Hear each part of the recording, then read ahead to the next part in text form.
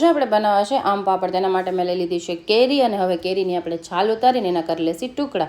પછી આપણે બનાવી લેસી મેંગો પલ્પ અને આ થઈ ગયો છે આપણે મેંગો પલ્પ એકદમ મસ્ત રેડી. હવે આપણે એક પેન લેસી, એમાં મેંગો પલ્પ એડ કરી અને થોડીક વાર એને પાકવા દેસી. પછી આપણે એમાં ખાંડ અને સંચર પાવડર નાખી અને થોડીક વાર માટે એને પાકવા દેસી. પછી આપણે એમાં નાખશી અડધો લીંબુ અને પછી એને 5 થી 10 મિનિટ પાકવા દેસી, જ્યાં સુધી ઘટ થાય ત્યાં સુધી. પછી આપણે એક પ્લેટમાં તેલ લગાડી અને આ રેડી કરેલો મેંગો પલ્પ લઈ અને એને આપણે પાપડની જેમ પાથરી નાખશી અને એકદમ મસ્ત સેટ થઈ જાય પછી એક દિવસ માટે એને તડકામાં સૂકવી દેસી. તો આ જો મારો આમ પાપડ થઈ ગયા છે એકદમ મસ્ત રેડી. હવે આપણે એને કટ કરી લેસી અને પછી એના આવી રીતે રોલ બનાવી અને એને મેં લવિંગથી કર્યા હતા પેક.